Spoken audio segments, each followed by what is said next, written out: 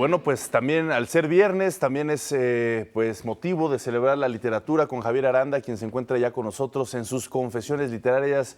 Confieso que he leído. Javier, gracias por estar con nosotros. Gracias. Muy buenos días. Un placer. Hola, Cris. Gracias. También me da mucho gusto estar aquí. Bueno, ahora me puse a leer varias cosas de Diego Rivera y entre esas cosas que me encontré por motivo de los 130 años de su nacimiento, hay un libro que se llama Antología Tributaria, que reúne textos de muchos escritores, algunos que fueron enemigos de Diego. Por ejemplo, tuvo muchas diferencias con los contemporáneos, a pesar de que los contemporáneos iban a la casa de Diego a tomar el café o el té, porque eran muy afrancesados, y Diego, mientras iba a trabajar a los muros y se quedaba su mujer, Lupe Marín, pues ahora sí que conviviendo con sus detractores, ¿no? Es mejor tenerlos cerca, ¿no? A los enemigos. No, los tenía demasiado cerca. Pero Diego estaba realmente en otra dinámica. Diego me asombra mucho porque, a pesar de ser un pintor tan conocido, a veces los prejuicios que tenemos no nos dejan ver bien a ese gran pintor que es Diego Rivera.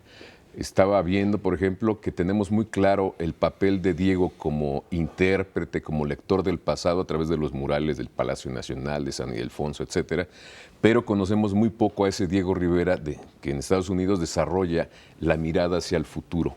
Claro. Si uno se acerca a los murales que pintó en Estados Unidos, se va a dar cuenta que están llenos de máquinas. Hay una Coatlicue, que es una gran máquina que devora hombres y fuerza de trabajo, y es una metáfora también para ponernos en una disyuntiva de caminos para decir cómo vamos a caminar con el modelo del capitalismo o con el modelo comunista, que era lo que él tenía muy en mente, ¿no? Claro. Entonces, esos cuadros nos fijan imágenes muy fuertes de hacia dónde conducirnos y sintetizan muy bien todo lo que son los procesos industriales, la forma de explotación. Yo creo que pocos pintores, pocos escritores incluso, han sintetizado tan bien todos estos procesos tan complejos como Diego Rivera.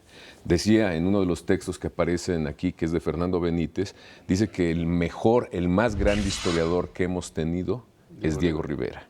Sin escribir una línea, digamos, en términos concretos, aunque escribió mucho, sus murales son un acercamiento a la historia para retratar fenómenos realmente muy complejos de este mestizaje que por momentos aplastaba una parte a la otra, por otros momentos el rencor asfixiaba las otras formas de caminar o de tratar de ser lo que somos finalmente como nación. Entonces, tenía esa gran capacidad de sintetizar. Y curiosamente esto que dice Benítez en uno de los textos y que deja ver también Alfonso Reyes en otro, lo comparte la que fue la curadora del MoMA, o es curadora del MoMA, Lea Dickerman. Yo le pregunté que cuál era el secreto de Diego Rivera, porque con motivo del aniversario 80 del Museo de Arte Moderno de Nueva York, montaron una exposición como la primera de Diego allá. Es el primer pintor mexicano. Primero estuvo Matisse en la inauguración, en la primera exposición, en el MoMA, y fue mucha gente. Pero cuando montaron 2 meses después la de Diego Rivera, fue el tumulto, o sea, hacían colas. Hay fotografías que documentan muy bien cómo entraban pagando además al MoMA, no era gratis. Wow. Entonces, es un pintor que sintetiza cosas muy fuertes. Y en el caso de Nueva York, llevó no solamente la mirada del pasado mexicano, sino también allá pintó unos cuadros que son muy magnéticos. Lea Dickerman me decía, particularmente de uno, hay un Zapata con un caballo espléndido y un español tirado en el suelo, que él había sacado, por ejemplo, a este personaje Zapata, lo sacó de ser un revoltoso y lo convirtió en un personaje revolucionario. Mítico, ¿no? Mítico. Sí, justo en el Rockefeller Center, ¿no? Fue donde pintó esta gran obra que causó mucha polémica porque era una crítica también al capitalismo, ¿no? Diego Rivera sabemos que ideológicamente formó parte de esta estructura comunista, pro Unión Soviética, recibió en su casa a Trotsky. Bueno, él trajo a Trotsky. Él trajo a Trotsky, hizo, ¿no?, todas las... Bueno, movió todo para traerlo aquí. Y lo que estás diciendo me lleva a otra parte. En la famosa Casa Azul, donde vivía Diego Rivera con Frida Kahlo, pues era realmente un centro de atracción y donde se decían políticas públicas. Ahí se planeó la traída de Trotsky. Bretón vino a ver a Diego Rivera a México. O sea, realmente era un personaje que no hemos dimensionado porque decimos, era comunista o solamente ve a los indios, ¿no?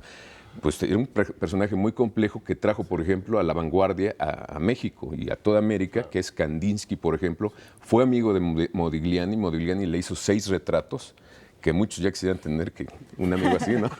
Muchos quisieran. Entonces, es una forma de imitar a las personas que nos siguen para acercarnos a este gran pintor. Y justo mi pregunta iba en ese sentido. ¿Cuáles serían, según tu apreciación, pues, los autores que vale la pena más leer acerca de Diego Rivera?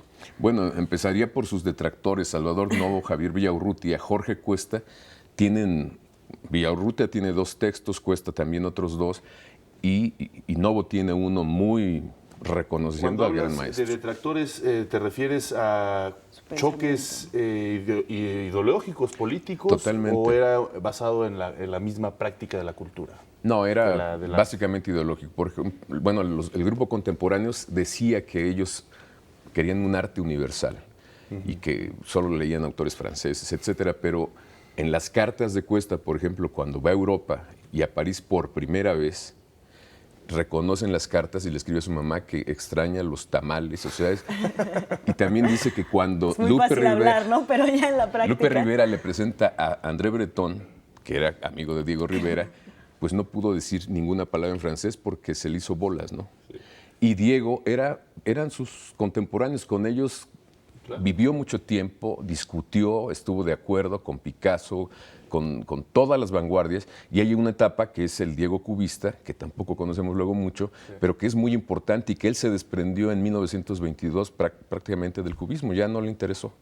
Pero tiene cosas muy importantes. Rivera, que vivió justamente en Europa, ¿no? En París vivió una buena temporada, es decir, lo cual realmente estamos hablando de un artista universal. 12 o 14 años. Exactamente, sí. Lo cual significa que lo que hizo en México, ese arraigo a lo nuestro, también es muy significativo, porque no quiso traer esas influencias europeas, que aunque las existen sus técnicas, pero finalmente, como lo dijeron, habla muy bien la historia de México. Y fíjate, siempre ocurre esto.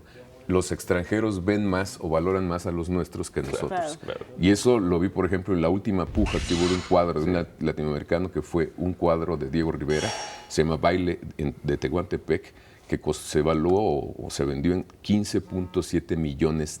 Claro, y lo que sucede también con Frida Kahlo, ¿no? Que pues obviamente... Y es el autor americano más cotizado, ¿eh? Sí, sin duda. Podríamos seguir hablando de este genio, de este mexicano maravilloso, que en efecto ayer justamente se cumplieron estos 130 años de haber nacido.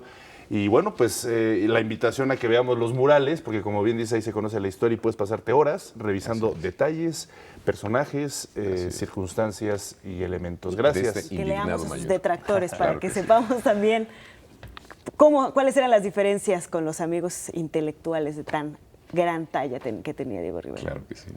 Gracias, Javier.